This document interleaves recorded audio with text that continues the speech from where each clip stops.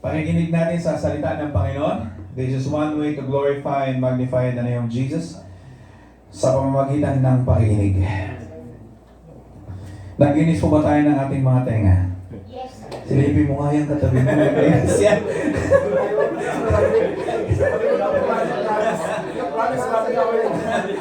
Para walang rason na hindi nakinig. Panginoon. Amen. Ano po ang purpose ng tenga? Makinig. Para makinig. Yan po ay binigay ng Panginoon para gamitin natin sa pakikinig. Sabi niya ang Bible, ilang beses na inulit-ulit yun. Makinig ang may pandinig. Kaya kung may pandinig ka ba kapatid, gamitin natin para sa Panginoon. Amen? So this morning, walang ibang itataas kundi ang pangalan ng ating Panginoong Jesus. Palakpakan natin ang Diyos. I-welcome mo yung katabi mo. You're welcome. I am happy. I am blessed to see you this morning, kapatid. Praise God sa iyong buhay. Amen. Amen. Mas maganda ang ngiti ng pangumaga kaysa sa panggabi. Hallelujah. Amen. The presence of the Lord. The Lord is here in this place this morning. I praise the Lord. Hallelujah. So this sa buwan po na ito ng June, tayo po ay nasa huling linggo po ng buwan ng June. And ang monthly theme po natin this June 2026 is Empowered by the Word and by the Spirit. At ang focus po natin is the Spirit of Wisdom reveals God's direction for every decision. Amen? Alam niyo po kapatid, ang salita po ng Panginoon, it is directly proportional po sa ating paglago at ating paglakad. Yung direction po natin, yung decision natin, sa lahat po ng ginagawa natin, ang salita po ng Panginoon is the main thing that changes us. Kaya nga nagbabago yung sa isip natin. Sabi niya doon na by the renewing of your mind so that you will see the perfect will of the Lord in your life. Yung decision making po natin mga kapatid, yung wisdom po natin nanggagaling yan sa Panginoon. Yan po yung tumutulong sa atin para makita po natin kung ano yung will ng Panginoon, doon aalign po yung galaw po natin. Hindi po tayo gagalaw according to our will, pero gumagalaw tayo according sa will ng Panginoon, and that is part of decision making. Amen? The word of the Lord will inspire our hearts through the ministry of the Holy Spirit. The Holy Spirit is the one who inspires our hearts para ang salita ng Panginoon magrema sa ating mga puso. Nung nakaraan pong Bible study doon po sa Manifa, na pag-usapan po namin yung rema. And that is a Hebrew word. Ang rema, ibig sabihin niya, it is the word of the Lord that is inspired by the Holy Spirit so that in times of need, it will be reminded to you. Kasi tayo po ay makakalimutin. Ano po yung gamot ng kalimot? Paalala. Paalala. Sabihin mo sa katabi mo, pinapaalalahanan kita.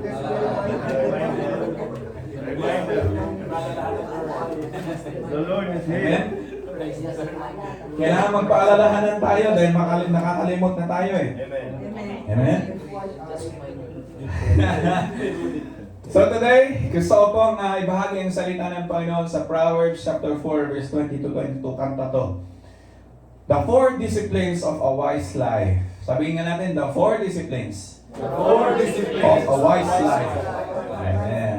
Kung pamilya po kayo kay Don Moen, isa to sa mga nalagyan ng napatungan ng melody. Lyrics siya doon sa Bible na my son, pay attention to my words. Ito yan. But before we dive in dito sa main context natin, let's see kung ano yung context dito sa Proverbs chapter 4. Ano pong nangyari dito? To summarize it, ang context po nito, there is 2 paths, but there is 1 choice. Hindi to take all, eat all you can. Hindi to winner takes all. Okay? There is only 2 paths, but there is only 1 choice. What is the path? The path of the wicked and the path of the righteousness. Now, question. Halimbawa, hindi nyo pa alam ito. Kung tatanungin ko kayo, saan nyo gustong lumakad? Sa lakarin ng mga wicked, makasalanan, o sa lakad ng mga matuwid, righteous? Saan nyo po gusto? Hello? Sa matuwid? Matik, siyempre, sasabihin nyo, pag tatanungin ko rin kayo, saan nyo gusto pumunta? Sa langit, sa impyerno? Langit. Wala na magsasabing impyerno. Di ba? Pero kung tatanungin ko kayo, sino dito ang may daily devotion at nagbabasa ng Biblia? Praise God. Doon tayo ngayon, tumitigil. Doon tayo natatameme. Amen? The Bible says, tayo ay magbulay-bulay, magpuyat, i-meditate natin ang salita ng Panginoon day and night. Kailangan magmumutawi ito sa ating mga bibig. Magpo-flow yan sa ating buhay. Kasi yan yung nagiging power natin. Salita ng Panginoon. Yun yung nagbibigay ng ilaw. Sabi nga ni Kuya kanina kinakanta niya, di ba? Your word is a light unto my feet and a lamp unto my path. Your word, sabi niya sa lyrics, your word is like a honey on my lips. Imagine yung honey on my lips. Ibig sabihin, it is sweet. Ibig sabihin, gustong-gusto ng labi ngayon. Ay ba ang gusto ng labi? Napakinggan niyo yung sinasabi nung naibahagi nung nakaraan. Bakit ang salita ng Panginoon, pag dinideliver natin, matamis sa ating mga bibig. Pero pagkakainin na natin, bakit ang pait? It's because the posture and the situation or the status of the heart is not aligned to God. Nagre-resist po yung puso. The moment po na mag-resist ang puso natin, mapait po talaga ang pasok niyan, sinusuka niya. Sa medical terminology, si Tita alam niya yun. Pagka sinusuka, alam niyo may sakit na dengue. In Jesus' name, walang mali-dengue dito. Pero yung example ko lang yun. Ang tao pong may sakit na dengue, yung tiyan niya po is, upset po. Kahit uminom ng tubig, ay susuka niya. Kahit anong kainin niya, susuka niya. Ganun po ang may sakit na dengue. Ito yung tiyan, yung tatama niya, yung panunaw natin. Mataas yung acidity, hindi magandang yung tama ng tiyan mo. Ganun din. Kapag ang tama ng puso natin hindi align talaga sa Panginoon, hindi ito malalagyan. Sarado yan. Barado yan. Kaya nga sabi ko, tingnan mo yung katabi mo, baka hindi naglinis ng tenga. Maging rason pa, hindi ko kasi napakinggan yung mensahe. Bro, may magtatanong sa'yo mamaya, bro, ano yung message kanina? Napakinggan mo ba? Hindi. Ang napakinggan ko lang yung dengue. Madalas pagka ganang gawain, ang laging nagre-retain sa isip ng mga patiran is yung joke. Diba? Yung mga ganong mga patalastas doon sa message, pero yung main context nakakalimutan. It's because the posture of the heart is not ready to receive the word. Now, are you ready to receive the word of the Lord? Amen. Ready na? Yes. Sabi niya rito, the path of the wicked, in Proverbs chapter 4, verse 4-19, lures with ease but ends in ruin. It describes as deep darkness where they do not know what makes them stumble. Hindi nila alam bakit sila napatid. Ganun po yung mga wicked. Naglalakad sila sa dilim, hindi alam kung saan sila dadaan. At pag napatid sila, tatanungin pa nila, ba't ako napatid? Malamang, di mo nakita yung dadaanan, may madilim eh. Alam niyo, mahirap magmaneho sa Manipa na mahina yung ilaw ng sasakyan mo. Yung gamit na namin pick up doon, malakas yung ilaw, pero pag anong gamit pa ako sa windshield eh. Ang dami kasi bakas ng paa ng pusa doon sa windshield namin, kaya nakakarang. Nag-slide sila doon sa windshield. Hindi ko makita eh, gumagano mo, saan ba yung mama, dumaretso kami doon sa lupa eh. Wala kasing ilaw, walang ilaw, tapos hindi nagre-reflect yung pintura ng daan. Ang haba pa ng stretch na yon. Paglabas namin doon sa kampo ng UATV, doon sa highway, simula na yan. Malayo pa yung susunod na ilaw. Paano kung ganun yung buhay natin? Nakita niyo ba yung hirap kapag wala tayong salita ng Panginoon? Ang hirap, di ba? Maglakad. Kunwari, alam mo, pero hindi pala. Hindi dahil nandito ka sa loob ng gawain, alam mo na. Minsan kung sarado po ang puso natin, ibig sabihin bulag ka. Sa Ilocano, bulsak. Kami ko yan, bulsak. Bulag ka. And praise God, walang bulag dito ha. Amen? Tingnan mo ulit yung katabi mo. Tapos na yung tenga, yung mata naman. Mamaya po, emphasize natin. Bakit natin ini-include yung tenga? Bakit natin ini-include yung ilong? Anong connection nito sa wisdom? Anong connection nito sa 4 disciplines of wise life? Anong connection ng ilong? Anong connection ng tenga, ng mata? Yung panlasa natin, kanina nabanggit natin, yung mapait, yung sense of touch natin. Anong connection nito sa wise decision in life? Mamaya makita po natin. And the other one, the path of righteous, the path of light, like the first gleam of dawn, shining ever brighter till the full light of day. Ito na yung nakakaginhawa. Pag nasa Manipa ka sa daan, madilim. Pero pag nakita mo na sa malayo yung ilaw, purihin ng Panginoon, kahit hindi na ako mag-high beam. Kitang-kita mo na yung daan. Kahit pagpatay ka nga ng headlight mo, kita mo na kasi daming ilaw, may cat's eye, nagre-reflect yung pintura ng daan. Ang ganda. Kaya may ease. Relax ka magmaneho. May confidence ka. sa pagmamaneho mo. Pero pag madilim yung daanan, yung confidence mo na-challenge. Tapos hindi ka sigurado sa pinupuntahan mo. Baka dumiretso kami doon sa palayan. Magulat ka, biglang may palay sa disyerno. Talag na pala. Ang tapasa. Uri ng Panginoon. Amen? Kaya mga kapatid, ito po yung susundan natin. The Bible says, if you want to follow Jesus Christ, take up your cross. Surrender everything that you have. Forget yourself. That is the cost of following Jesus Christ. Ngayon ang tanong, gusto pa ba nating sumunod kay Jesucristo? Marami pong cost. Yan yung nakakalimutan kung bakit madami pong mapalag. Nakalimutan mo na yata kapatid, that is the cost. Now, ang main context natin is Proverbs chapter 4 verse 20 to 22. Sabi nito, my son, pay attention to what I say. Turn your ear to my words. Do not let them out of your sight. Keep them within your heart. For they are life to those who find them and health to one's whole body. Anong napapansin nyo dyan sa scripture na yan? Ano napapansin nyo? May dalawang kulay. Hallelujah! Nag-isip-isip nila naman namin. Ano kaya to? Parable ba to? Puzzle ba to? Ano napapansin yung dalawang kulay no? May blue, tsaka green. Ewan ko sa inyo, baka yellow yun, nakikita nyo. Blue yan, tsaka green. Sineparate ko siya kasi po yung blue. Ano yung napapansin natin sa mga salita ng Panginoon? Pag nagbabasa po tayo, pag nakikinig natin, ano yung mga na-common na napapansin natin? For example, Matthew 6:33. Ano yung una? Seek first. Ano yung pangalawa? And all these things.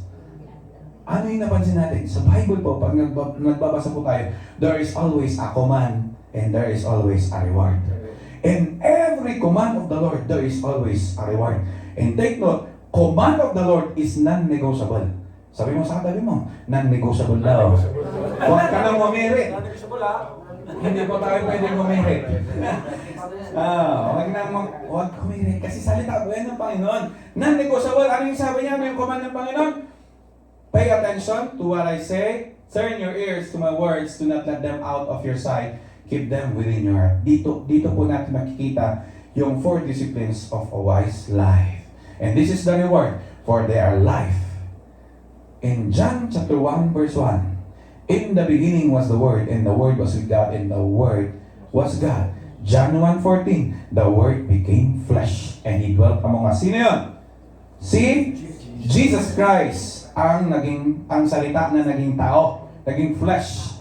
Sino si Jesus? He is the way, the truth, and the life. That is why ang salita ng Panginoon, if He dwelt among us, it becomes life to those who find them and health to one's whole body. Hindi na si Aldawa. Hindi na si St. Joseph. Hindi na si Mercury Drug. Naalala ko nun. Paikot-ikot kami sa Baguio, sa city. Sarado lahat ng pharmacy. Inikot ko na yung buong downtown. Ang nagbukas lang na pharmacy, yung malapit sa bahay namin. Puri ng Panginoon. May naalala na naman ako dyan sa paikot-ikot. May nahanap kaming balot.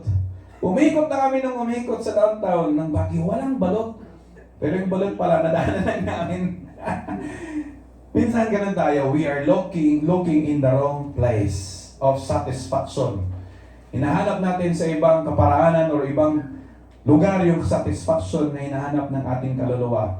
Pero hindi natin nalalaman ang satisfaction is si Jesus Christ. That is why when the word of the Lord came into your life and the Holy Spirit inspires you, doon yung sinasabi natin nagkakaroon ka ng buhay. Kasi natagpuan mo sa Jesucristo sa iyong buhay. He is the way, the truth, and the life. Amen?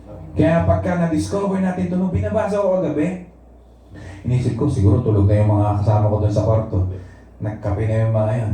Pero na-enjoy ka nagbabasa. Lord, ito pala yun. Kaya pala sinasabi namin na ang doktor nagbibigay ng prescription, nagbibigay ng diagnosis, but you are more powerful. You can override what is the diagnosis of the doctor because this is the secret. Amen? Pay attention lang. Amen? Alam niyo ang Panginoon, pagka nandun po tayo sa hospital, pag nasa hospital ka, na-share ko na to sa mga kapatiran, Yung pinakamatagal na nasis ko na operation is yung orthopedic. Siya, buto. Tumatagal kami, 10 hours, 12 hours, nakatayo ka, lalagari ka ng buto. Naglalagay ka ng stapler, pag didikitin mo yung buto. Tapos pagka ini-slice yung katawan ng tao, kailangan nakasilate, nakatulog na ganyan. Hindi na pwede, nag-ising ka tapos ini-slice, tapos sisigaw at ilalong lumaki yung butas. No? Ang Panginoon, kapag under operation tayo ng Panginoon, ganun po yung nangyayari. Nape-penetrate po ng salita ng Panginoon yung pagitan po ng ating bone marrow at ating kaluluwa, kaya masakit. At kapag nangyari nun, anong gagawin natin? Pay attention lang. Be still. The more napapalag ka, lalaki yung butas. Mangyari nun, imbes na maliit lang na hiwa, maging autopsy.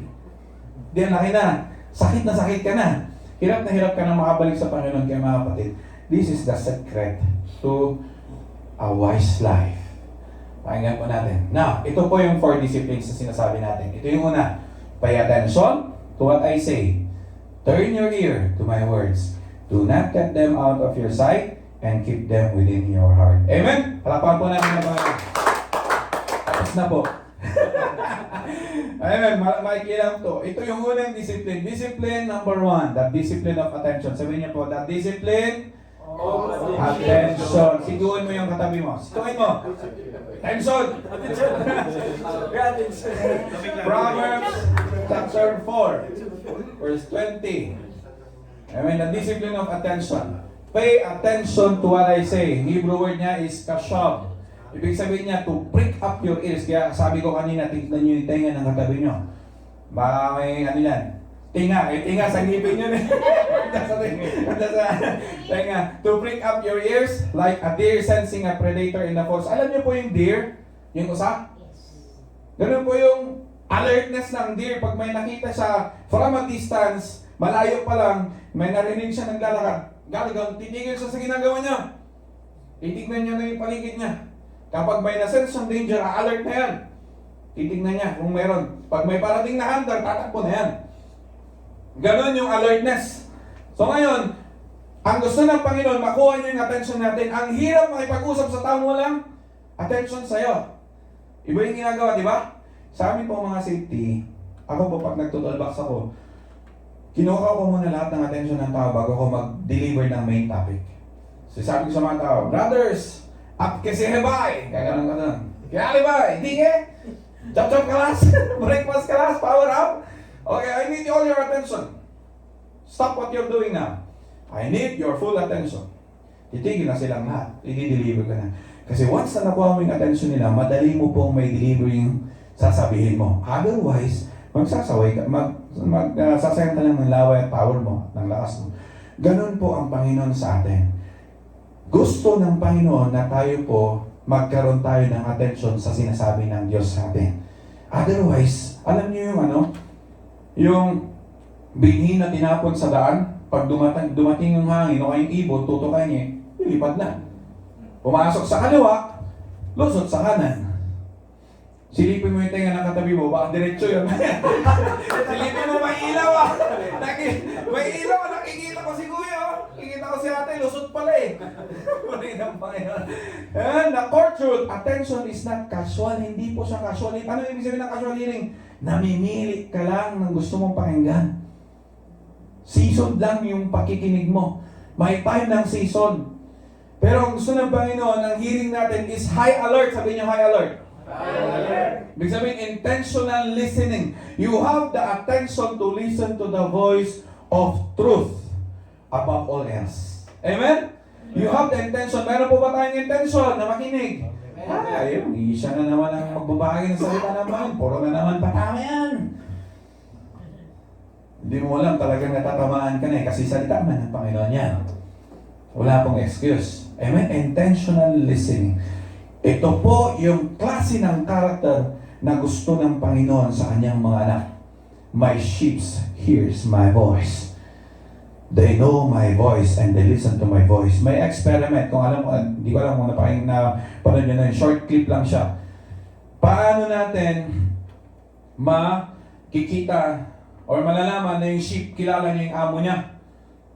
Yung sheep kilala nila yung boses ng amo nila. Kaya magpipay attention sila. May experiment doon ng mga 10 tao. Randomly pinapunta doon, tinawag yung mga kambing. Ay, yung mga tupa. Oh. Oy! Halina kayo! Kumain na tayo! Pero hindi nila ma-recognize yung voice na yun kasi hindi sila nagbibigay ng attention. Sumunod na naman yung second, third, fourth, ganun pa rin hanggang sa panghuli. Walang nag-pay attention ng mga tupa. Oy! Halina! Dinagdagan pa niya, may hot sauce! Oh, may garlic! Galing to sa GFC, maraming salulo, prostate to. Pero hindi pa rin sila nakikinig. Dumating yung mismong may-ari ng tupa, tinawag niya, Halina! Kain na! Nakinig yung tupa, nag-pay attention sila. Lahat lumapit doon sa farmer. Yun po yung sinasabi ng salita ng Panginoon na my sheep hears and knows my voice. Now the question is, do you know the voice of truth? Are you able to distinguish the voice of the enemy and the voice of God in your life? Kung doon palang bagsak na tayo, wala na. Ito yung number one eh. Attention, hindi po susunod yung mga disiplina na susunod na next po dito, reception, attention. Kung sa una pa lang, bagsak na tayo sa attention. Hindi po mag-internalize, hindi magre-retain yung salita ng puso, ng salita ng Panginoon sa puso natin, sa buhay natin, kung wala po tayong attention sa sinasabi ng Panginoon. Amen? So right now, the Lord needs your few minutes of your time to listen to the word of the Lord. Hallelujah. Alertness. Be still and know that I am God. Alam niyo mga kapatid, bakit nagpipay attention ng isang tao sa kanya napapakinggan at napapanood? Ano yung dahilan?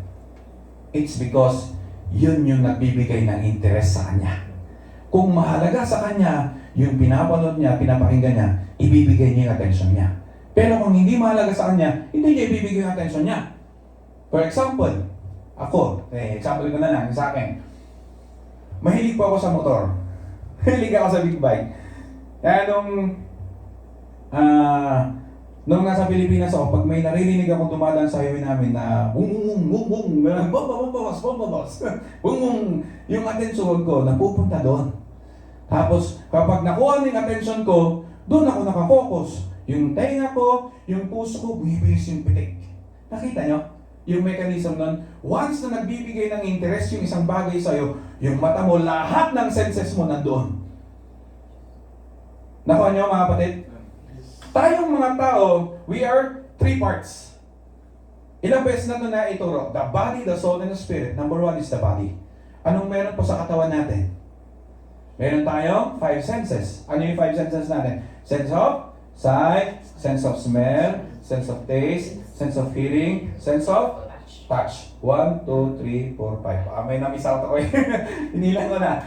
Amen? 5 touches. Diyan po yung entry point ng lahat ng impormasyon, lahat ng mga nangyayari sa outside.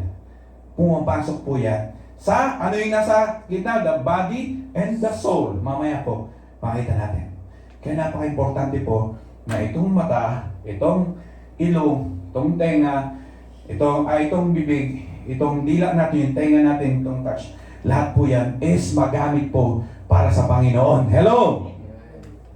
What is inside your phone determines yung beat ng puso mo. Hawak mo na ang beat. Hawak mo na talaga. Kung ano yung nagbibigay ng interest sa'yo, yun yung pinipitik ng puso mo. Naalala ko yung binahagi ng Tita Maricel kagabi. For where your treasure is, there your heart will be also. Kung ano yung treasure mo, binibila mong treasure para sa'yo, andoon yung puso mo. Ibig sabihin nandiyon yung attention nyo. Nakuha po ba natin? Ganun lang po kasimple yun. Hindi po natin kailangan na mag-quote na ng napakaraming mga quotation ng from the famous author, but that is the very simple explanation po ng sinasabi ng Panginoon. Isang ama, nakausap niya yung anak niya. Kaya nga, sabi niya dito na the father's plea. Ayan, the father's plea. Nakikiusap siya, anak, nakikiusap ako sa'yo.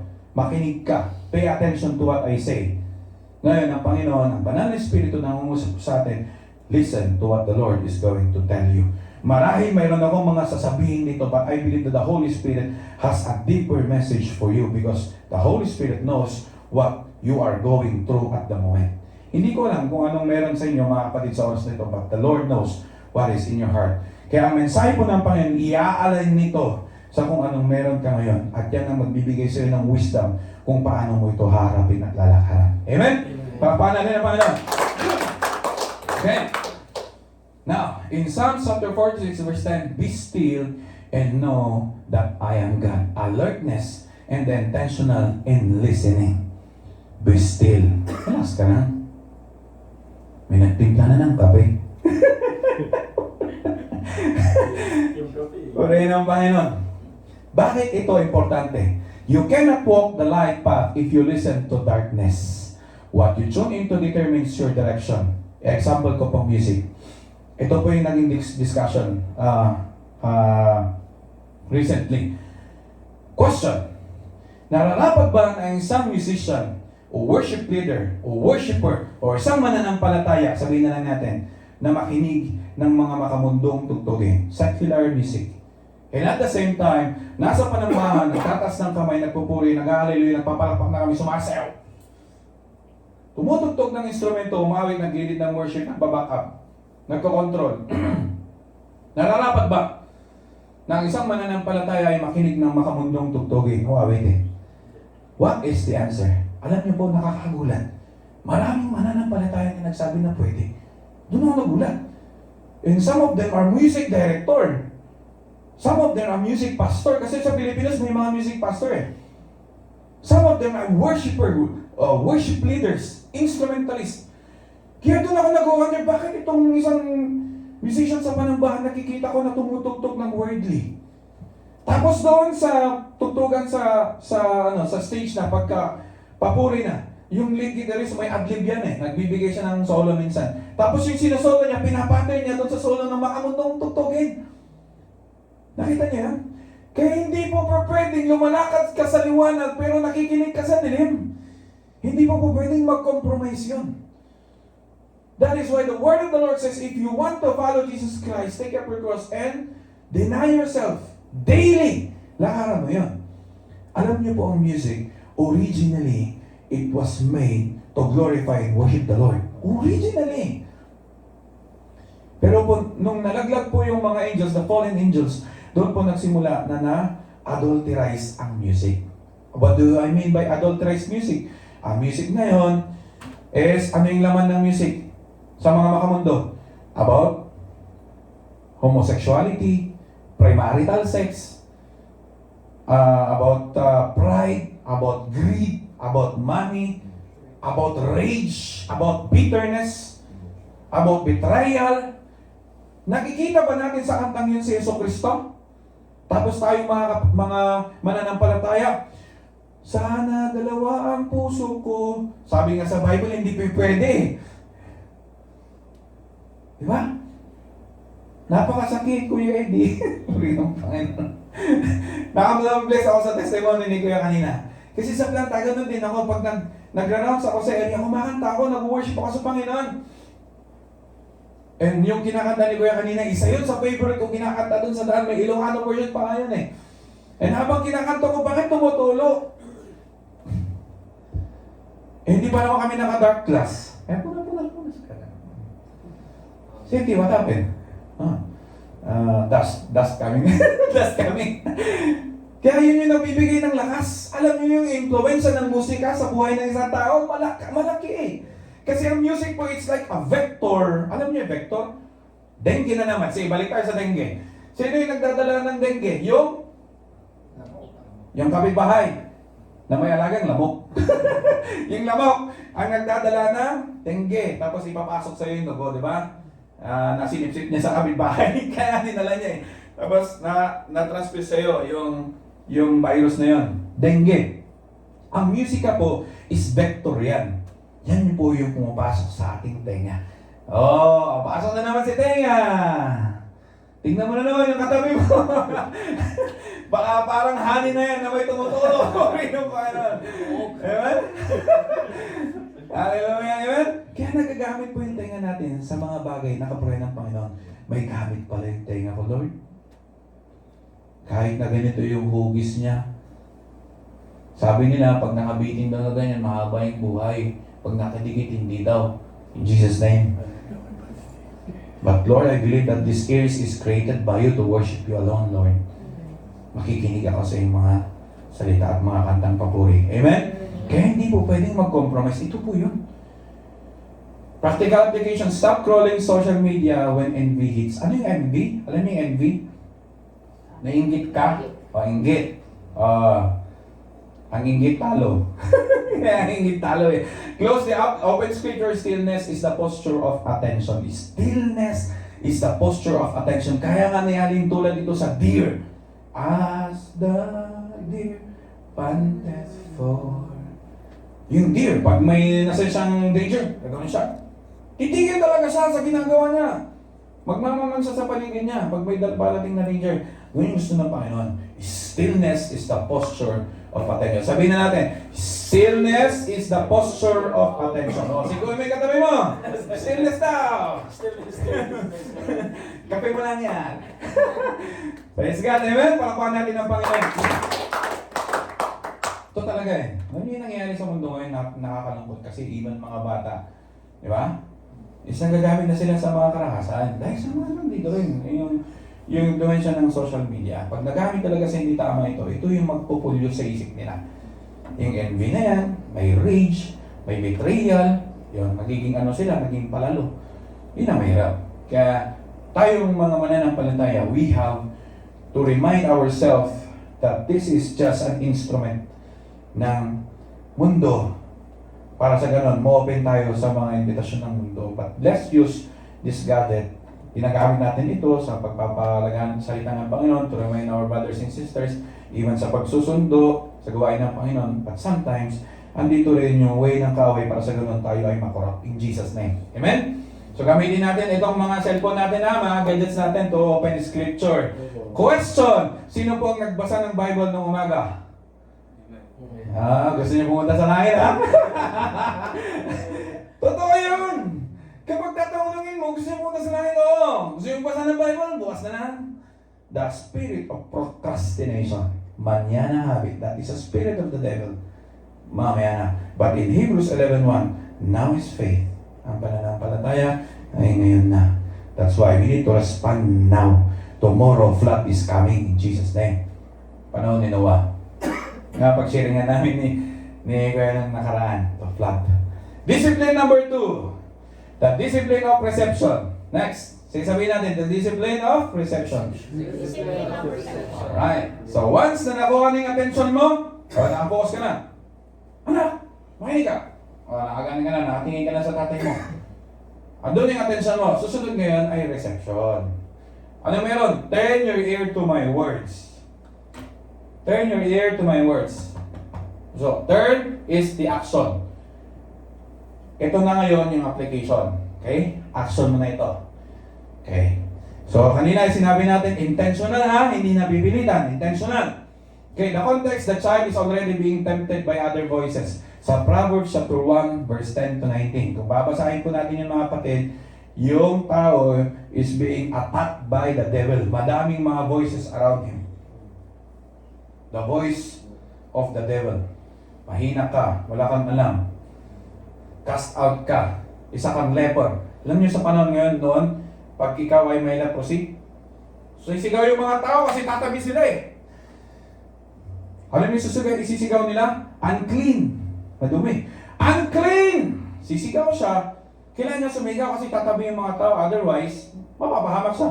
Unclean! Sisigaw siyang ganun. Tatabi ngayon yung mga tao. Gusto niyo may ganun? Pupunta ka sa Joel, unclean! No. Pero pag sisigaw mo, libre Diyos! Malapit mga tao. Libre ang salita ng Panginoon! Na-try nyo na bang sumigaw sa public na gano'n? May megaphone ka, doon ka sa overpass, o kaya sa public, i-declare mo yung salita ng Panginoon, kaya ba natin yan?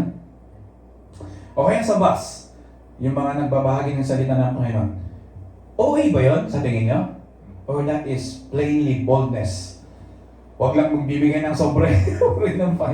May nag-aabot kasi ng sobre. Pero ano, courage yun. I am so amazed doon sa buhay ng mga kabataan, yung grupo po ni Ate Vangel. Nung sa high school pa lang si Vangel, mayroon silang tinatawag na conquering the land. Mayroon silang ganun eh, conquering the land. So they are going to conquer yung room nila, yung classroom. Alam mo ginagawa nila ng mga kabataan? 3 sila na mga babae. Pagkatapos po ng klase nila, maiiwan silang nasa classroom, may magbabahagi po sa kanila ng salita ng Panginoon. They are going to conquer the land. They are going to showcase the word of the Lord. They are going to showcase who Jesus is in their lives. Alam niyo, hindi naman sila mga pastor eh. Hindi naman sila mga biyasa sa salita ng Panginoon. But they have the boldness to declare the goodness of the Lord. Yun yung dahilan kung bakit din umuwi ng late na si Banjel. Kasi nung time na yun, meron silang ministry sa church, campus ministry, kumbaga, conquering the land. And praise God, dahil nagkaroon sila ng boldness. Sa akin noon, nung high school, wala akong ganun boldness. Tinatakas ko pa nga yung bass guitar sa amplifier sa church. Nung high school ako, punta kami doon sa gym, Battle of the Bands. Ganoon nung high school, pero na-bless ako sa mga kabataan. At least may mga kabataan pa rin who will stand up on their faith. Amen? A deliberate turn, a physical and spiritual act of redirecting. Andyan na yung kaaway. Napapaligiran ka na. Demoralized ng mga salita. E de-demoralize ka, aapakan ka talaga. Pahihinahin ka ng mga salita ng kaaway.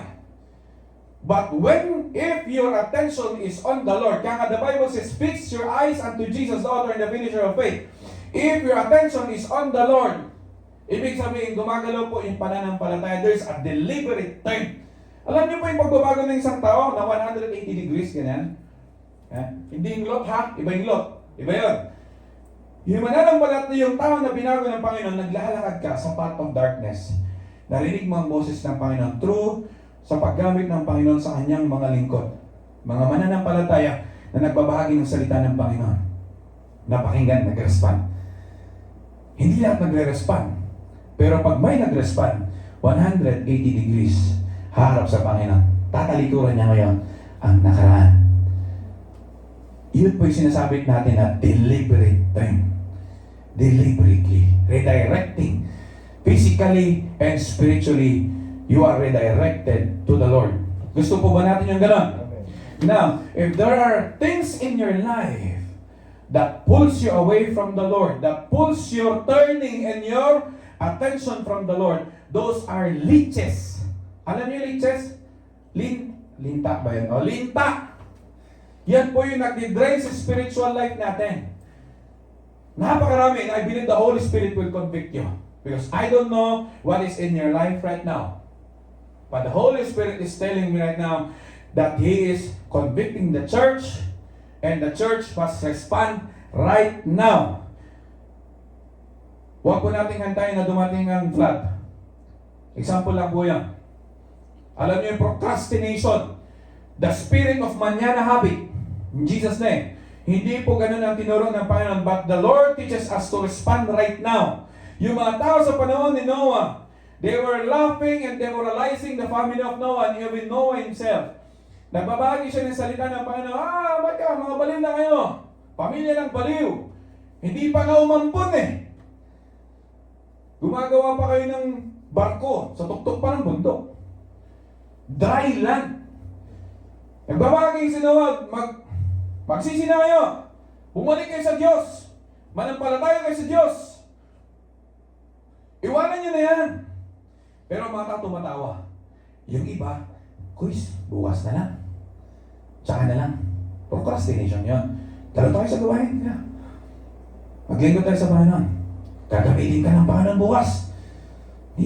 Mamaya na. Pero deep inside, mayroon talagang resistance. Magpapahinga na lang ako. Maglalakad-lakad na lang ako sa bayan. May importante pa akong gagawin. Pero you know it, deep inside your heart, that you are available. That is why the Lord is seeking for those who are available, the gathering of the willing ones. Amen? Nung dumating yung panahon, silat ng Panginoon, nagsara na yung pintuan. Once the door is closed, no one can open it. Nagsara yung pintuan ng barko, nakapasok na lahat, naiwan yung mga tao. Daming namatay. Casualty. Ang mahirap pa, yung mga tao nagsisisi pero sa huli. Kaya nga pagsisisi na sa huli. Mga kapatid, ang respond natin dito sa mensahe ng Panginoon is right now. Sabi mo sa katabi mo, ngayon na. Ngayon na. Ngayon na. Bukas. Praise God dahil nandito tayo. Palakpakan natin ang Panginoon. Ito yung decision. Turning your ear means actively rejecting. Actively ha? Actively rejecting alternative voices. Ano yung culture? Pag hindi mo gagawin yan, yung sumpa is talagang dadaloy sa pamilya mo. May namatay na matanda sa amin. Yung kaibigan ko pinagalitan ng mga matatanda kasi nung hawak-hawak niya yung bowl na may sabaw, natapon yung sabaw. Kasi naglalakad siya ganyan, tapos natapon yung sabaw. Nagkakaroon yung matanda. Bawal na may magtapon ng sabaw. Huwag kayo magtatapon ng sabaw. Kung parami ng kanin yun, nagdagawa na sila eh. Tapon yung sabaw. Nagkakaroon yung matatanda kasi sa kanila, yung pamahingin nila, pag may natapon na sabaw, may matatapon na buhay. Curse, sabi nila, in Jesus' name. Alam niyo, madami akong nakapapakinggan kaya nung sinasabi ko na, sinishare ko na yung lola namin nung namatay, mama ni Papa. Ang daming mga culture, yung mga pamahiin, but I rebuke in the name of Jesus. I will not listen to those voices. Hindi ako makikinig dyan because I know whom I am serving. I have a great God. Walang takot. Minsan yung peers, yung mga kaibigan, kahapon, nagluto yung mga kaibigan kong safety ng papaitan. At nagluto sila ng bulalo. Kasi karamihan ng mga Pilipinong safety ay uuwi ngayong July. Ayaw ni Albarak, may nakatambay dyan sa kampo. Papauwiin lahat. Kaya nagluto sila ng kambing. Nagtawag sila, kami, ni Daryl. Ay nagluto-luto na sila. Maya-maya, naglabas na yung baraha, lumabas na yung saliki. Nag-invite na sila na, pray! Part kasi sa amin part. Huwag ka mo nang malis dahil ngayon na tayo magsama-sama. Hindi kasi may gawain. Kailangan kong batin ng gawain. May gawain kami every Thursday. Kaya dalo na lang ba yun? Sige na, minsan lang naman. Ganyan ba? Yung pressure, na peer pressure. Pero you have to stand up on your faith. Though no one joins me, still I will follow. No turning back, no turning back. Though no one joins me, I will follow Jesus. Amen? Palakpakan natin ang Panginoon. Andito naman yung mga pamilya natin eh. Ito yung pamilya natin. Amen? And praise God kung yung mga kaibigan natin dyan sa labas, mga nakasama natin sa trabaho, ay makakain natin sa gawain ng Panginoon. Praise God. Isang kaluluwa lang ang maibigay o kaya magbalik sa Panginoon, bigay ng kanyang buhay. Libo-libong angeles ang didiwang sa langit. Amen? Isang kaluluwa lang. Luke 8:18. Bakit po importante ito? Yung turning your ear to my words. Sabi niya sa Luke 8:18, why it matters? Take care then how you hear. For to the one who has, more will be given. This is a command again. This is a command and a reward. So pagka-command, nagkusa mo lang yung command, take care how you hear. Bantayan mo ang iyong pakikinig. That is wisdom. For to the one who has more will be given, and from the one who has not, even what he thinks that he has will be taken away. He give and he can take it away. Amen? Yung akala mo na meron ka, kapag hindi ka rooted sa Panginoon, ikaw ay malalaglag. Alam niyo yung binhi na dinapon doon sa bato? They receive the word with joy, but they are driven by their emotion, emotional faith. Dumating ang bagyo, hindi rooted ang kanyang roots sa kailaliman ng lupa dahil batuhan. Dumating ang malakas na hangin, siya ay natumba. Ganun po ang mangyayari kapag tayo ay driven ng ating mga emotion. Take care then how you hear. That is why it is very imperative, very important, napaka-importante mga kapatid, the posture of the heart. It is not only literally na ang tenga ang nakikinig, but most importantly is the availability and the openness of your heart if you're willing to be operated by the word of the Lord. Are you willing to receive the word of the Lord? Yes. Walang pipiliin. Kahit masakit, isubject natin ang sarili natin sa operation ng Panginoon. Because Non-negotiable yan. For to the one who has, kung may pakikinig, pagpandinig ka, you will receive gifts from the Lord. Blessings from the Lord. The Lord is going to empower you. Hindi lang material na naman, ha? Nakinig ako, Panginoon, ha? Yung hinihiling kong tabi. Tamara. iPhone. Hindi po. Alam nyo, pinaka-the best na may re-receive natin sa Panginoon na gift is yung empowerment ng ating spiritual na pamumuhay. Amen. Yun po ang pinaka-the best. Kaya ito yung napapansin nyo. Dito sa lang ng gawain, mapapansin nyo yung mga kapatiran na inspired. Gumagalaw. Intentionally. Hindi na siya disusi. Intentional na gumagalaw, nagkukusang. Personally, I'm blessed pagka may nakikita akong mga kapatiran na nagkukusang gumagalaw. Aktibo sila. Ang isa sa pinaka mabigat na nakita ko na pansin ko so far is the ministry dyan sa kitchen. Alam nyo, andun sila na nagluluto. Ang init dyan na. Humid. Tapos dito naka-aircon. Sila doon, nagluluto sila. Pero makita yung puso nila, nagalak na nag-iiwan ng kanya. Kahit nung tumutuloy yung luha nila, tagak-taki yung pawis nila. Hindi lang yun, babangon pa tapos magmamarket. Tayo, uwi na tayo para mag-relax eh. Sila, alis pa sila kahit nakainitan. Kahit na yung lalabas sila. Kabisado na ngayon, Dani. Ako hindi ko alam mo rin ang Panginoon. Tara, saan naman tayo? Ay, lumagpas ka na. Sige, mag-U-turn ka. Kailangan na lang talaga may lesson sa si tita eh. Saka may sasakyan eh. Alam niya, ang pasikot-sikot. Tita, hindi ko alam dito. Ituro mo na, ikaw ang navigator. Sige, kuya, diretso mo lang. Tapos pagpunta natin sa dulo, kakanan ka. Hindi mo doon, umabay na kami. Ay, hindi pa dyan, diretso ka ba? Diretso ka kami.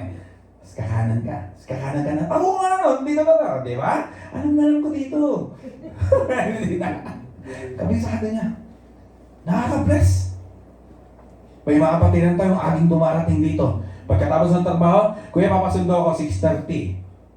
Maagang pumunta dito. Haharap na sa computer, harap na sa papel, i-ready na lahat.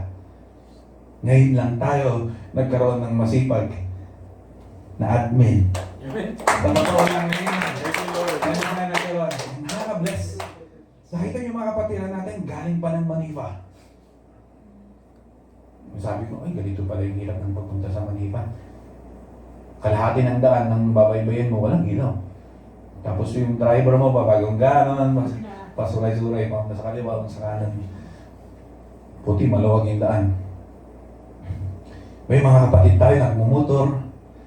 Pagpunta dito, yung pawis niya parang mga mais. Yung lalaki. Maglalakad pa kami, mag-aatiran kami. Kuy, isang layo naman dyan yan eh. Dito na ako eh, kakanan na ako. Sa init ng panahon, di ba? May mga kapatiran tayo, kain pa sa panggabi. Atin ang gawain. That is part of giving your attention to the Lord. Hindi po yan aksidente na gumalaw ka. That is by the grace of God and through the ministry ng Banal na Espiritu, nagkukonvict sa iyong puso. Anak, magising ka na.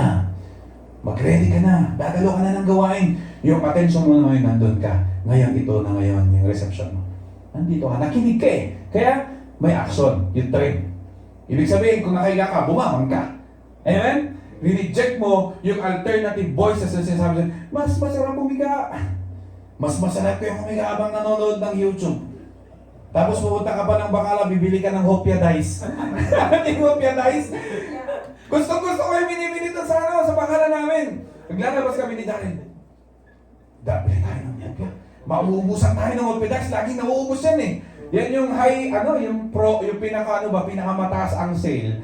Sa Bacala na yan, yung munggo na yan, inaabangan ng Pilipino yan. May galing sa Albarat, may galing sa Alsoide, may galing sa Flying Camel. Ang daming mga Pilipino doon. Pag dumating yung truck, alam na namin, may munggo dice. Lahat kami doon, bibili. Kasi ano siya eh, masarap ba, pagka pangtawid ba, pagka kumakain ka, nanonood ka sa cellphone, gusto nila yan. May aircon ka pa, huwag ka na pumunta doon. Makikita mo naman yung kapatid doon. Na lagi ka na lang pinapagalitan. Makita mo na naman yung kapatid. Sumusubo ka pa. Hinadagdagan pa ng ulam. Ibang ulam mo. Panginoon. Mainit. Huwag ka na lumabas ng kwarto mo. Mainit sa daan. Sa Pilipinas, pag umambon, wala nang prayer meeting. Karamihan. Pag umambon, pag-chat ngayon yung pastor, brothers and sisters, since the day is not good, we have to pray in our houses. Prayer, there is no distance. Amen, there is no distance. But fellowship is more important. Because sabi ng Bible, where two or three are gathered, there is power. At doon yung presence ng Panginoon. Amen? Amen. So ngayon, we have to actively reject yung mga alternative voices. You know it within your heart. The Holy Spirit is moving in your lives, mga kapatid. Nung tinanggap niyo po ang Panginoon sa inyong mga buhay, matik po yun, magtatrabaho ka ng Espiritu, tutulungan ka niya para ma-distinguish mo yung voices po ng kaaway. Kapag hindi na po para sa Panginoon, reject niyo na. Turn to the Lord, read the Bible, and pray and worship. Amen? Praise God. Ito na po yung context ng Luke 8:18. The one who has and the one who has not. The one who has, those who genuinely treasure, receives greater understanding, fruitfulness for receptive hearts. There is a parable of the treasure. Have you read that passage sa Bible? The parable of the treasure? Mayroong isang lalaki na bumili ng lupa. Nung binungkan niya yung lupa, nakita niya may treasure doon sa loob. Sige, sabihin na natin, may diamond, may gold, may gems. Tinakpan niya, tumakbo. Alam niyo saan pumunta? Nagtamara. Hindi mo? Binenta niya lahat ng kanyang ari-arian. All. Lahat. He sold all his possession. Sabi niya sa Bible, all. In Matthew chapter 13. He sold all his possession. At yung pinagbentahan niya, bumalik sa doon sa nagbebenta ng lupa, binili niya yung lupa. Ganon po yung paano mag-treasure ang isang tao doon sa salita ng Panginoon. Binenta niya lahat. Kaya nga, the cost of following Jesus Christ, you have to sell everything that you have. I surrender all. Example ko na to. Yung isang kamay na atas, yung kaliwa na sa kaliwa, ay sa likod. I surrender. Taas po natin ang ating mga kamay. As an act of surrender, dalawang kamay. Please. Taas mo. I surrender all. Sa kaliwa. Ay, sa kaliwa mo bro. Kamay nga eh. Andito yung aking nganga. I surrender all. Kwento sa akin yan, Ninang Gabriela, kasi nung pumunta sila sa province, may altar call. Sabi ng pastor, taas yung ating kamay, let's surrender to the Lord. You're raising your hands, alam yung pagtas ng kamay, this is an act of worship, an act of surrender. Nasa ating mamay, you want to receive Jesus Christ right now, raise your hands, surrender to the Lord, everything that you have. I surrender all. Sis, sabi pastor, taas ang kamay. Kamay nga eh, andi sa kaliwa ko yung nga. Dito sa kaliwa yung nga. Alam niyo yung nga? Yung betel nuts, yung apple, tsaka yung dahon, tabako, pabalutin ng dahon, ngunguyain. Tapos, pagdura, dugo. Kaya doon sa Ipugaw, pag dumaan ka sa kalsada, puro dugo. Alam mo araw-araw na may nagkakatay ng baboy. Pero dura yun ng mga naganganga. Kaya pinagbabawal na yun. Sumunod doon, dala-dala nila, sito. Doon dumudura. Dumaan yung gano'n. Para hindi magduwi sa daan. Yan yung yun yung sabi natin, madami tayong tinago sa puso, hindi pa natin sa surrender. Bakit paulit-ulit ang mensahe ganito? And did you know, nung nandito po ako noong 2017, mensahe na ito noong, even nung nasa Pilipinas ako, mensahe na ito noong, bakit kaya pa? Sabi sa Panginoon, parang hindi na kami nakakawala dito sa message nito. Bakit palaging ito? Kasi marami pang hindi sinusuko. Malapit nang dumating ang Panginoon. Yung sabi ni Kuya Peter kanina, totoo yun, the ring of fire. Ring of fire yun. New Zealand, Australia, Papua New Guinea, pakyat siya ng Pilipinas, Japan, Venezuela, US. Umikot siya ganun. That is a sign that we are living in the last days. Nasa huling araw na tayo. Kaya yung spirit of procrastination in Jesus' name, we have to rebuke that. We have to act right now. Huwag nating antayin na mag-aya tayo sa mga tao ng panahon ni Noah. It was already too late. Hallelujah. The one who has not superficially hears, who assumes they possess spiritual truth but lacks genuine root will lose even their perceived understanding. Even yung mga bagay na alam mo meron ka knowledge about the Bible, walang magagawa yan kung hindi ka genuinely rooted. If you are emotionally driven, you will not be empowered. You are not spirit-filled Christian, but you are emotionally filled Christian. Kaya usong-uso yung mga kapatiran na nagtatampo, nangihina, natutulog, nagbabakasyon. Umaatras. Hindi nila alam yung pagkatras nila, papunta na sila sa kulungan ng baboy. The Big Bang Principle. Hindi mo napapansin, kumakain ka na ng pagkain ng baboy. That is the Big Bang Principle. The lost son, the parable of the prodigal son. Ang alam niya, meron na siya dahil mayroon siyang kayamanan. Ginamit niya sa mga bagay na walang kabuluhan. Nagamit sa maling kaparaanan. Until one day, mali yung source ng power niya, na-deplete siya. Body relo. Nawala lahat ng resources niya. Akala niya meron pa siya. Pero resources, all gone. Hanggang sa papunta na siya sa kulungan ng baboy. Ito na lang ang meron ako. Kainin mo talaga. Kainin mo yung pride mo. Kung hindi mo kakainin yan, mamamatay ka. Survival mode ka na ngayon. Mga kapatid, huwag nating antayin na pumunta tayo sa survival mode. Ang pangako ng Panginoon, siksik, liglig at nag-uumapaw ang ibibigay niya sa atin. But not to the point na survival mode tayo. Kapag nandun ka na sa kulungan ng baboy, that is already survival mode. Kailangan kainin mo yan. And you have to turn back to the Lord. Otherwise, the day is already approaching and it is already too late. The enemy will pretend like it's already all good and comfort. May sale dyan, may sale dyan. Jail cell. Alam niyo kulungan? Lalagyan niyo dyan lahat ng masasarap na pagkain, mababango, na perfume. Lalabas yan. Maamoy mo. Wow, ang sarap doon. Comfortable doon, may higaan. Kakain ka ngayon. In-enjoy mo, comfort zone. At doon ka ngayon. Hanggang isang araw, nagsara na yung pintuan. And it is already too late. You have been captured by the enemy. You have to be sensitive. Kailangan maging sensitive mo tayo mga kapatid. Amen? Palapakan po natin ang Panginoon. Genuinely, na-treasure po natin ang salita ng Panginoon. If the Holy Spirit is convicting you right now, you have to respond right now. Number 3, the discipline of retention. Tamak. Ang Hebrew word po, ibig sabihin to retain or to hold or to treasure. The core truth retention is memorization, meditation, and constant reminder. Keeping God's word visibly present so they are never forgotten. Sa Deuteronomy chapter 6 verse 8 to 9, sabi niya doon, bind them in your hands and forehead and write them in the doorposts and gates. Ano ibig sabihin nito? Bind them in your hands. Kunin mo yung Bible, tali mo sa kamay mo. Kunin mo yung Bible, tali mo sa ulo mo. Ano yun? Pinahenyo? Tao? Hindi. Hayop? Hindi. Kulay? Hindi. Nagigas-gas ka na, Lord, ano gagawin ko?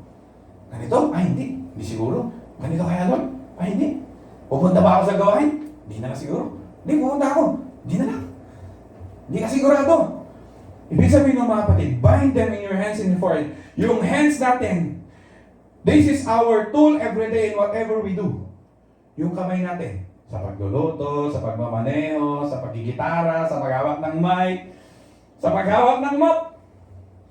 Pag-type ng computer, yung kamay po natin, ito po ay para sa Panginoon. Amen? Kamay po natin para sa Panginoon. Yung forehead, anong meron sa forehead? Anong meron sa forehead? Wrinkles. Hindi po, hindi wrinkles. Yung mind, ibig sabihin po ng forehead, yung mind natin must be transformed through your faith in Jesus Christ. You will have a renewing of your mind. Kaya nga sinasabi niya doon, I beseech you, brothers and sisters, that you offer your body as a living sacrifice, holy and acceptable to Him. Do not dwell o huwag tayo makiayon sa takbo ng mundo so that you will see. Be transformed, but be transformed by the renewing of your mind so that you will see the perfect will of the Lord. In the book of Romans chapter 12, I beseech you, brothers and sisters. Write them in the doorposts and gates. Ano ibig sabihin doon sa doorpost ng bahay mo? Lagyan mo doon, in God we trust. Pero sa loob ng bahay, nagtatalo-talo. Nagmumurahan. God bless our home. Pag pag-uusapan ng pera, wala na. Outside, di ko lambo. Pag-uusapan ng pera, pag natalo-talo na. Nagkakapon, pag-usapan ng titulo, mag-aaway-aaway na. Ano yung gates? Di ba? May gates tayo. Ilagay mo sa gate.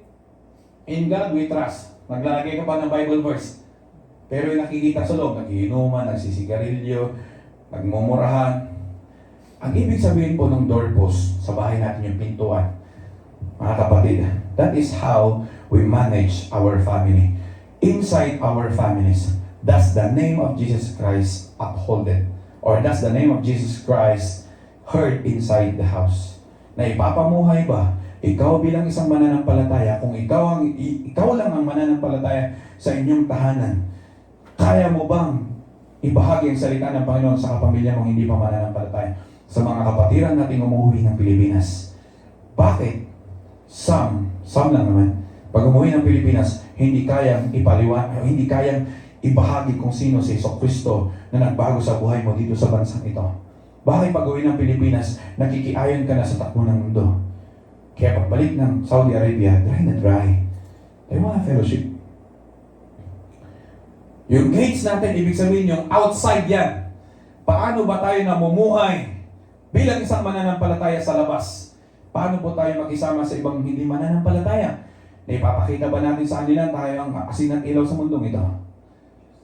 Amen? Do not let them out of your sight. Uy, wala si kuya, wala si ate, wala makakita sa akin ngayon. Nandito ako sa Pilipinas, bakasyon ko to. Gawin ko ang gusto ko. Amen? Do not let them in your sight. Hawakan mo, i-treasure mo yan. Importante sa yan, pag yan ay na-separate sa'yo, wala ka ng buhay. Kambal to ko. Anino mo yan, kung saan ka pumunta, sumusunod. Ibata na nakita yung anino na tatakwa. Sumusunod yung anino niya. Yung anino mo sumusunod sa'yo. Kahit saan ka pumunta, sumusunod yung anino mo. Kahit na anong gawin mo, sumusunod yan. Kung anong galawin mo, yun yung nakikita. Amen? Yan po ang salita ng Panginoon. Do not let them out of your sight. Kailangan lagi nasa puso po natin. Magrema po yan sa puso natin. Para sa pagkakataon na kailangan mo yan, i-re-remind ka ng banal na Espiritu para mapalas ka. Lord, I am financially depleted. Remember that He is our Jehovah Jireh, our provider. Amen? Papahan natin ang Panginoon. Ito yung sinasabi ko. In order for the Word of God to be retained, is by how we treasure it. Do you believe in that? Amen. Para po mag-retain ang salita ng Panginoon, it matters on how we treasure it. Matthew chapter 13 verse 44. Then in His joy, He goes and sells all that He has and buys that field. The kingdom of heaven is like treasure hidden in a field. Ganun po yung kahalin tulad niya. The parable of a treasure in His joy. Tayo po ba'y nagagalak sa umagang ito? Amen. Amen! Hallelujah! And lastly, the discipline of internalization. Sabihin natin, the discipline of internalization. Siguro mo yung katabi mo. Internalize. Keep them within your heart. Hebrew word niya is natsar, meaning to keep or to guard. The core truth, the heart is the command center. The heart is the command center where you can find the mind, the will, and your emotion. Now, kanina nasabi natin, the body comprises of 5 senses. Now, we have the soul. Remember that a person is 3 parts, the body, soul, and spirit. Now, yung soul po, ito po yung laman niya. The mind, the will, and the emotion. Sabihin natin, the mind, will, and emotion. That is why it is very important that from the start, you have to keep your attention to the Lord. You have to be receptive. You have to be, ano yung isa? Retention. You have to put it by your mind and by your heart and by your action in everything that you do. You have to treasure it in order for it to be retained in your heart, in your mind. Kailangan na, i-treasure mo yan. Salita ng Panginoon para mag-retain. Kung hindi mo yan i-treasure, hindi mag-retain. Ano na yun? Kalimutan ko na. Pag-uwi ng Pilipinas, wala na. And lastly, lahat ng to, internalization. Amen? The mind, the will and emotion in Ephesians chapter 6. Bakit po yung heart ang command? In Ephesians chapter 6 verse 11 and 14, sabi niya dito, the whole armor of God against the schemes of the devil. In the book of Ephesians chapter 6 teaches us about the defense and offense of a Christian. Yung depensa and offensa natin. Depensa natin, andito yung mga armor, the helmet of salvation, the breastplate of righteousness, the shield of faith para pag pinana ka ng kaaway, ng mga bitterness, o mga ampalaya, panahin ka ng depression and anxiety and worry, mayroon kang shield of faith. Yan. Alam niyo yun, yung 300, yung movie na 300. Nung nagpaulan ang kaaway ng araw, na-black out yung sun. Sa dami ng araw, hindi mo na mawala na yung sun, dumidilim. Cocktail! Lahat sila nagtago sa sea. Gaano kakalakas, kapatid? Malalakas sila. Warrior yung mga yun eh. Pero kahit warrior sila, hindi nila. Dahil sarili ng kasi, matibay to. Kaya ko to, kahit mag-isa lang ako. Pero ginamit nila yung shield nila. Tumatawa pa nga sila, we are fighting under the shield. Alam nila kung paano gamitin yung shield. Palaso. Tayo mga mananampalatay. Hindi ibig sabihin na tayo ginagamit nila ng Panginoon, tayo matatagal na sa gawain, pa-relax-relax na tayo, hindi po. We have this shield of faith. Shield of faith, the belt of truth. Mahirap naman tumakbo nung wala kang belt, malaglag yung pantalon mo. Hindi ka makatakbo. Ibig sabihin ng mga kapatid, mahirap tumakbo na hindi mo lang saan pupunta. You have to know the truth. And the truth will set you free. And last is yung sandal, which is ready for the gospel of peace. Subukan mo nga tumakbo dyan sa labas na napakinit. Wala kang tsinelas, wala kang medyas, wala sapatos. Hirapan ka, hindi ka makapokus. Nakapokus ka na nun, imbis na sa pupuntaan mo, di ba? Ang mangyayari nun, hindi ka na pupunta, babalik ka na sa lilim. Hindi ka ready. Kaya nga yung shoes, ready for the gospel of peace. And yung offense natin, the sword of the Spirit, which is the word of God. But I want to focus on the breastplate of righteousness. Ano po yung pinaprotektahan ng breastplate? Yan po. Yung heart. Bakit pag ito ang natamaan, namamatay ang tao? Vital organ to. Sa nursing, meron tayong mga vital organs. Andito yung kidney, andito yung liver, andito yung puso, andito yung lungs, andito yung gallbladder, andito yung tinatanggal pagka kumain ka ng ano. Seasoning. Gallbladder. Yung mga yan. Oh, hallelujah.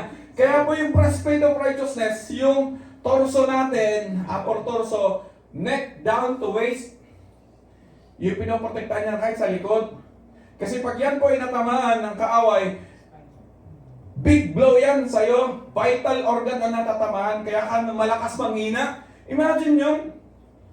Kung yung puso mo is apektado, emotionally strike ka, papalag ka. Huwag kang pumalakaya. Andito na yung scalpel. Walang lidocaine to, walang anesthesia. Subukan mo mahiwa, walang anesthesia. Apurin ng Panginoon. Sakit! Amen? Kaya po yung breastplate for righteousness, it protects, it safeguards. Sabi niya, the spiritual armor or defense, representing the righteousness of Jesus Christ. Yan po yung breastplate of righteousness, purchased for us by Jesus at the cross. Siya po yung righteousness natin. Sino? Si Jesus Christ. Wala yung righteousness natin. Hindi po bilang yun. All of this is because of Jesus Christ who died on the cross. All of this na ginagawa natin sa gawain ng Panginoon, all of this is because of Jesus Christ who died on the cross. That is why hindi tayo pwedeng magmalaki sa mga ginagawa natin, sa mga sinasabi natin, because all of this that is within us is because of Jesus Christ, who is our righteousness. The righteousness of Jesus Christ. You are clothed by this righteousness. Puti. Para tayo ay maging karapat-dapat sa Diyos Ama. Kaya nagagawa nating sabihin, Abba, Father. Father, in the name of Jesus, I come before you with a humble heart. Primary purpose ng breastplate, to safeguard the center of a believer's spiritual life, which is the heart. A defense against Satan's accusation of guilt or condemnation. That is why there is therefore now no condemnation for those who are in Christ Jesus. If you are in Christ Jesus, there is no more condemnation because you have this breastplate of righteousness. Tignan mo nga yung katabi mo kung susunod niya yung breastplate. Susunod mo ba yan? Hindi ito yan ha. Very ito. Pats. Pats to pats. Amen? Breastplate of righteousness. Dala-dala po natin yan kahit saan tayo pumunta. Yan po si Jesus. He is protecting us against the fatal blow of the devil. That is what the Bible says. No weapon formed against us will ever prosper. The word of the Lord that comes out from His mouth, it will not return to Him voided, but it will accomplish something that pleases Him. Gusto ng Panginoon ng kanyang mga anak ay naglilingkod ng may genuine heart. Because this heart is being protected by Jesus Christ. Palapakan natin ang Panginoon. Protects most vital inner parts. Ito na, yung emotion, the mind, and the will. Yung emotion natin, it shields your affection, desire, and passions from becoming corrupted. Amen? Nakakorrupt po, even yung desire natin. Alam niyo po ba, na pag mali ang desire mo, makukorrupt ka. Gusto kong tumayag doon sa pulpito isang araw. That is a good desire. But once you are not directed by the word of the Lord, you will be corrupted. It's because pride ngayon ang dadali mo. Gusto kong tumugtog ng instrumento. Pag balik mo yung desire natin, hindi tayo guided ng salita ng Panginoon, you will be corrupted. Magkakaroon ko ulit ng pride. Kaya napaka-importante yung Bible study and discipleship. Hello? Sinong dumadalo dito ng Bible study and discipleship? Wala? Wala pa natin ang Panginoon. Amen? That is why we need to be guided by the Word. The mind, it shields you from guilt, shame when you fall short. Ang kaaway, pupunin niya yung isip mo ng guilt. Mahina ka. Pag nagkamali ka, huwag ka nang bumalik sa Panginoon. Magkakamali ka na naman, ganyan ang kaaway. Okay, ano pa? The will helps you make God-honoring decisions and forgive others. Yung will po natin, the will, yung will po natin, kailangan align yan sa will ng Panginoon para yung mga gagawin natin, God-honoring actions. Sabi niya sa Bible, think of such things. If it is praiseworthy, think of such things. Kung nakakalugod yan sa Panginoon, yan ay praiseworthy, may tatas ang Panginoon, think of such things. Kung ang kaaway, nilalagyan ka ng mga bagay na mag-worry ka, magkakaroon ng anxiety attack, magkakaroon ka ng depression, magkakaroon ka ng bagay na magpapahina sa pananampalataya mo, kung yan ay hindi praiseworthy, reject it, rebuke it in Jesus' name. Go back to your senses. Lord, I need you to fill my heart and my mind. I need your presence right now. I want to encounter you right now in my life. Hilahin mo ako dito. Stand me up, Lord. Help me, empower me. God-honoring decisions and forgive others. Forgiveness. The ministry of reconciliation. Jesus Christ reconciled us to God because of our sins. Hindi tayo makakatawid at hindi tayo makapunta sa langit because of our sins. But Jesus Christ became our bridge and He reconciled us to God. Yun ay binigay sa atin ng Panginoon. Tayo ngayon ay peacemaker. Hindi po tayo yung nagsisimula ng gulo. Hello? Kung may napapansin kayong partition, division, o kaya pagkakaparti-partido po sa gawain ng Panginoon, remain at the center, remain at the presence of the Lord. Think of something that is praiseworthy. Bawal po ang gatong-gatong. Oo, kasi si kuya ganyan, o si ate ganyan siya. Iwasan na po natin yung mga ganyan. That is not praiseworthy. Sige, may katabi mo! Sige, may katabi mo! Siguan mo! Kisingin mo! Amen? Think of such things. We are peacemakers. We have called to be in the ministry of reconciliation. Mas mabuti, kuya, lalong bumalik tayo sa Panginoon. Maganda ganun na lang sabihin natin. Kaysa gatungan natin. Nagdaga mo na po, hindi lalong lumaki na po eh. Mahirap na patayin yan. Amen? Parapahan natin ang Panginoon. Lastly, practical example. You receive or heard an insulting words or chismes. Ano? Ang sabi niya? Nasa na yun? Bibigyan ko yun. Papalatin. Response. Sabi niya sa Proverbs chapter 15 verse 1, a soft answer turns away wrath, but a harsh word stirs up anger. Amen? Kalma lang. Sabi mo sa tabi mo, kumalma ka lang kasi. Kumalma ka lang kasi. Hallelujah. Alam niyo po ba na Bakit ang mga tao gusto ng kape? Sa tingin niyo, nakaka-relax? Hindi ba? Hindi ba? Kasi mainit siya eh. Yung mainit kasi at water, rin-relax niyo yung katawan natin. Pero pag nagdala mo pa ng kape, parang mag-relax. Chill lang. Oh, hallelujah. The truth, when the Word of God is absorbed, they produce life, healing for stress. Ito na naman! Nakaka-high-blood na yung tao niyan! Tumataas yung blood pressure ko! Na-stress ako! Kumakain ako ng ampalaya! Bitter. Diba? Inuulam lang po, hindi inuugali. Mayroon ka na ngayon physical weariness. Diba sabi kanina yung reward? For those who find them, they will have life and health to their flesh. Ito pala yung losartan! Purihin ang Panginoon! Ito pala yung nagpapababa ng blood pressure natin. Kung high blood ka na, galit ka na, para ka ng Simon Canlaon, puputok ka na kahit anong oras, kunting stay up na. We need to go back to the Word of the Lord. Go back, worship the Lord, and pray to the Lord. And the Lord will give you peace that surpasses all understanding. Amen? Amen. Papanalangin ng Panginoon. And lastly, to conclude, the Single Monday Commitment. Ano ibig sabihin nito? The Single Monday Commitment. Ang Single Monday Commitment is yung goal natin weekly, daily, monthly, whole year, and for the rest of our life. What is our goal, mga kapatid? Which of the 4 disciplines will you intentionally practice today as a response to the message of the Lord? Which of the 4 disciplines will you intentionally, saan po doon sa mga pinag-usapan natin na ibahagi kanina mga kapatid, na ready mong i-practice ngayon na, huwag bukas, ngayon na. Gusto niyo po ba na from passive maging active tayo? From passive listening?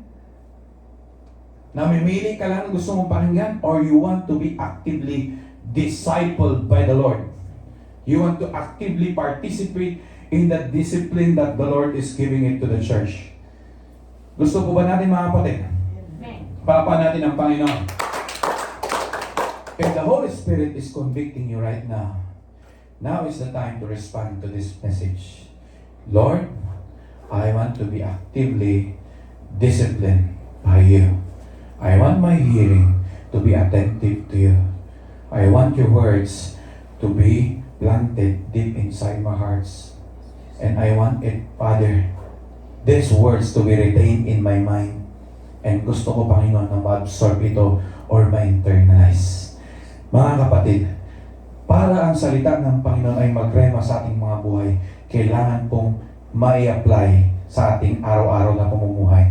The more po na na-encounter natin itong message na ito sa ating mga personal na pamumuhay, the more po ito na naiukit sa ating mga puso, nagre-rema siya.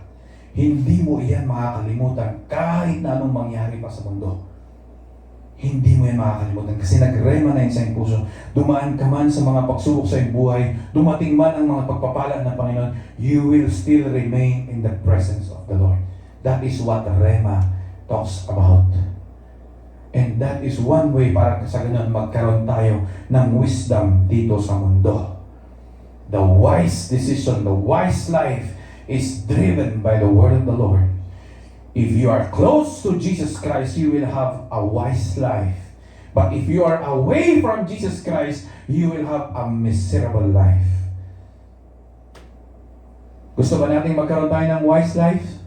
Yes. Let's get closer to Jesus Christ. Palakpakan natin ang Panginoon. Amen? Tayo po ay tumayo mga kapatid. Hallelujah. Praise the living God. We worship you, Jesus. We magnify your holy name. Hallelujah. Jesus. Thank you, Lord. Hallelujah. Hallelujah, Lord. Hallelujah. Hallelujah, Jesus. Hallelujah, Jesus. Hallelujah. Hallelujah. Palakpakan natin muli ang Panginoon. Church, this is the message of the Lord this morning. I believe that the Holy Spirit is convicting you right now. Ano man ang meron sa iyong puso at isipan ngayon, that the Holy Spirit is speaking to you through this message. Respond right now. Act right now.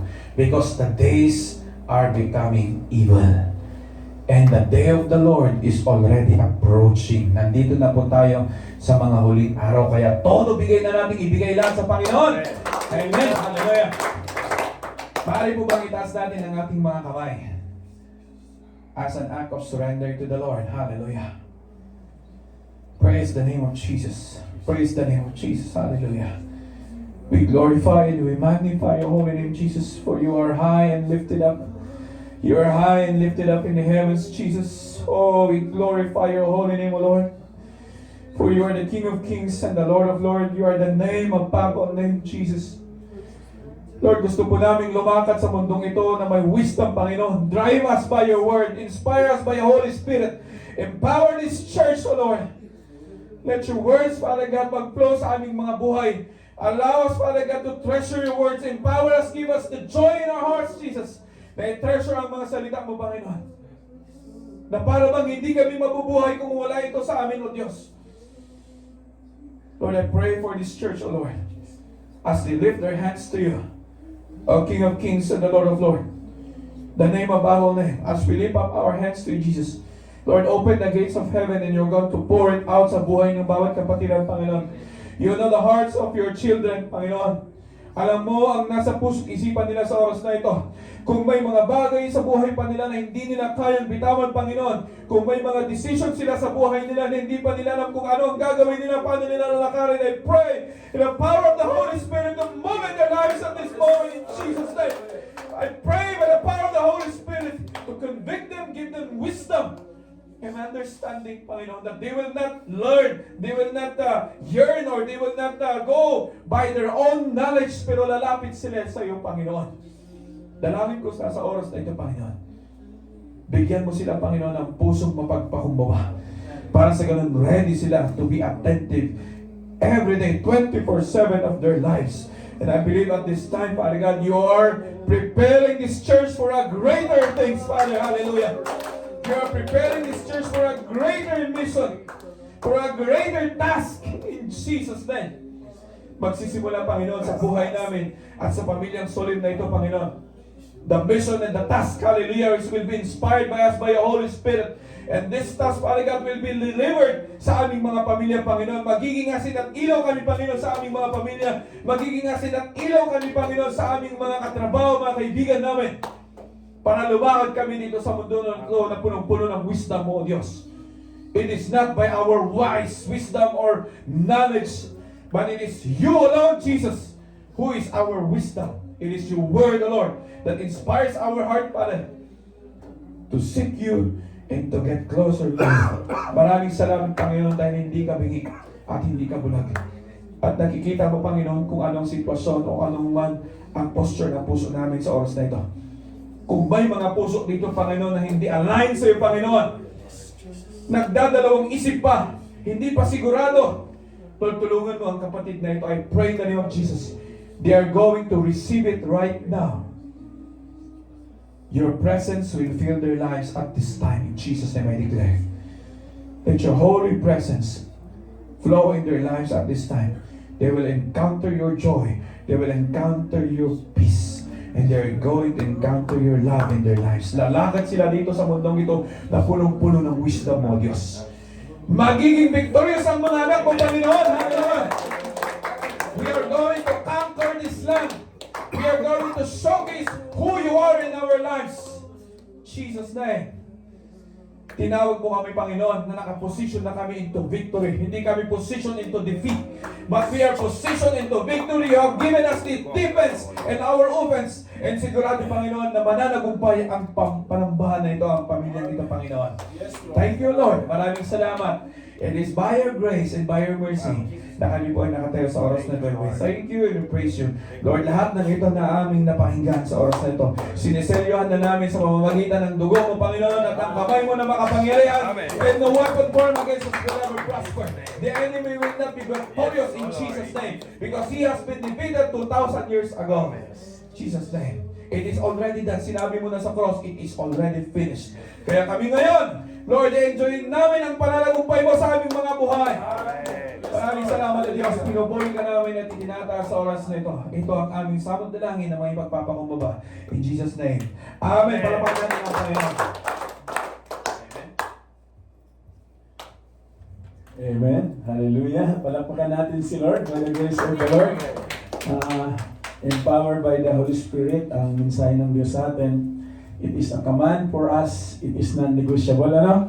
Amen? Hallelujah. Salamat sa Panginoon. Salamat sa buhay ni Manong na ginamit para hindi lang basta natin marinig, yet maunawaan natin na nandito na tayo sa last days. And in the last days, church, we need to be attentive. Amen? Maging attentive po tayo sa plano ng Diyos. Sabi nga ni Solomon sa Proverbs 1:8, pay attention to what your father and mother tell you, my son. Amen? Dahil ito po yung panahon na dapat hindi na natin marinig yung emosyon natin. Yung talino natin, yung kalakasan natin. Dapat marinig natin ang sinabi ng Panginoon na maging attention tayo. Ano? Praise God.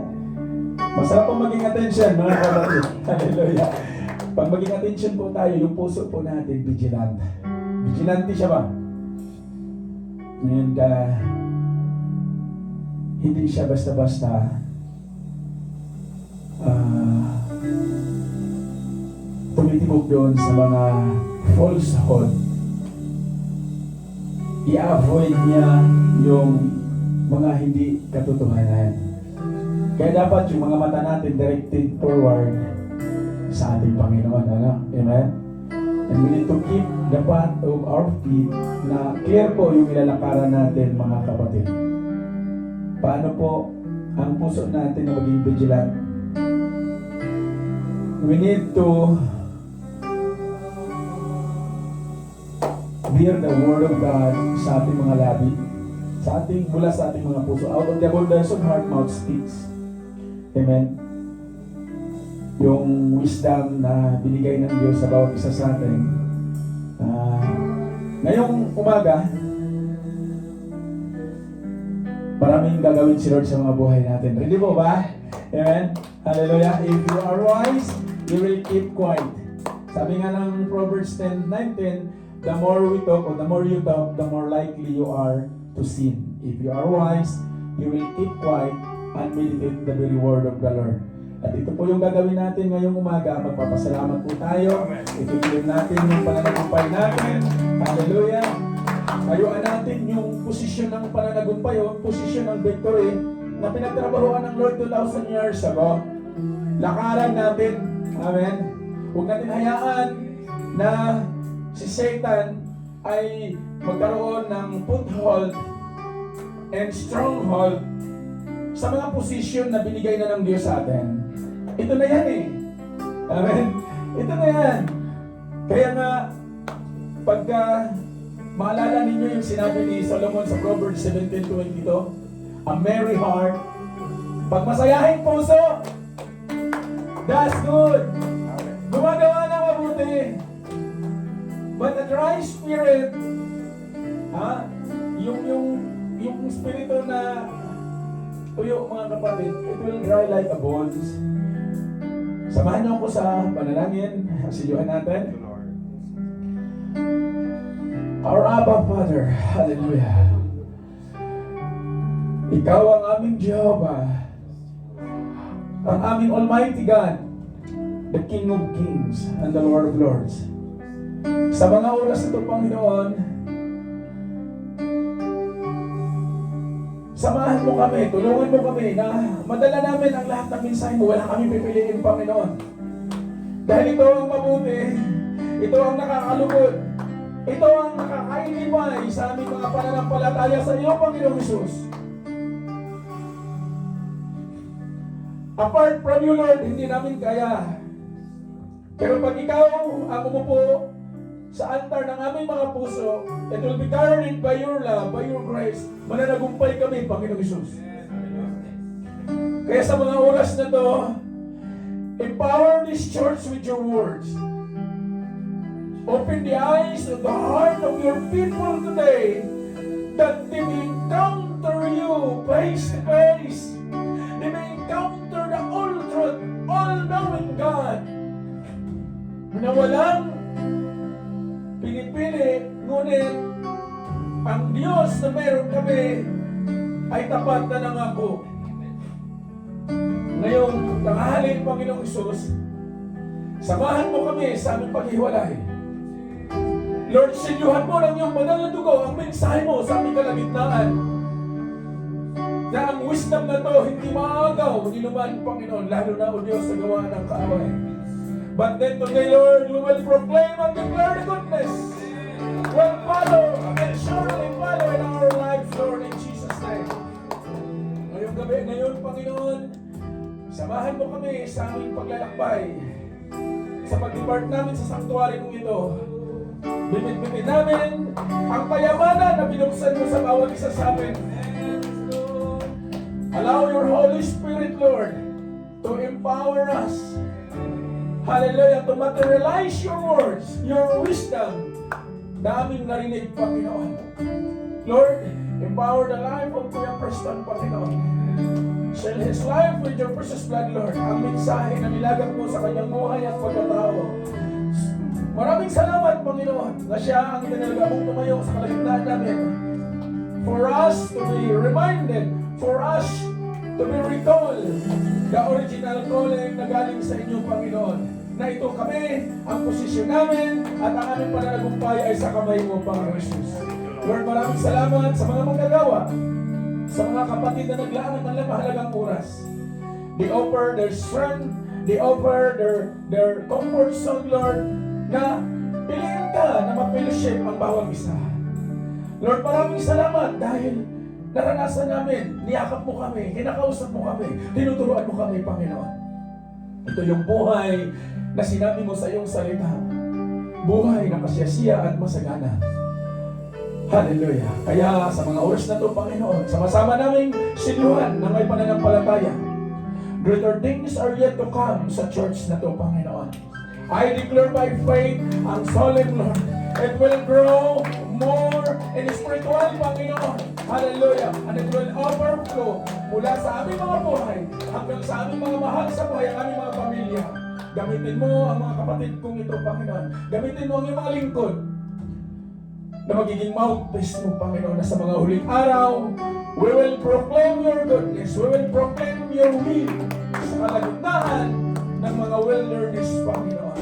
Lord, salamat, lalo na o Diyos sa kitchen ministry. You bless them. You bless the life of Tita Marcel na nangunguna nito. Mga kapatiran na katuwang. Lord, salamat sa wisdom na binigay mo kay Tita Marcel, Lord. Na kung saan, Panginoon, niyakap niya ang ipinagkatiwala mo. Kung paano mo, Panginoon, in-inspired ang kanyang heart sa serving na to, Panginoon.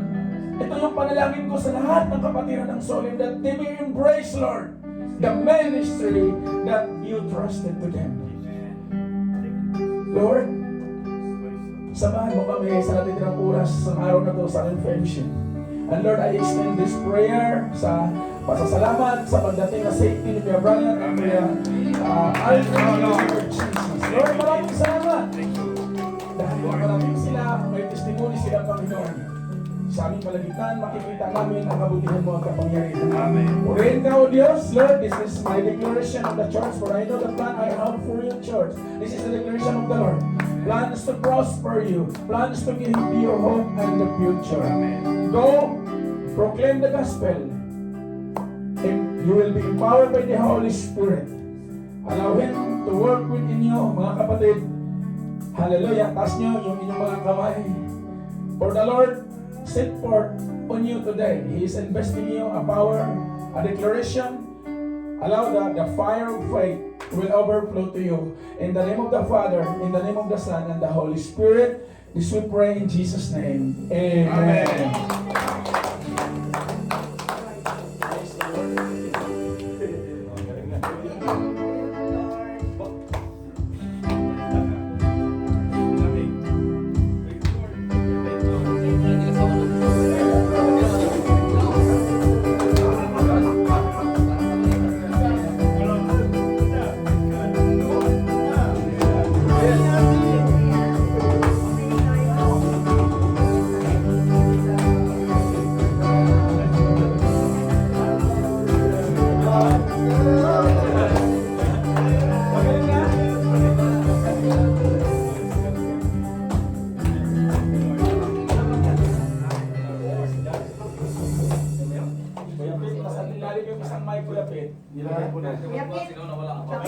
Para malabak. Sa mic. Nandun yung isa ko yan, nilagay ko. Yung red nasa. Wala ka ba ng lyrics? Video. Lyrics yan. Ay,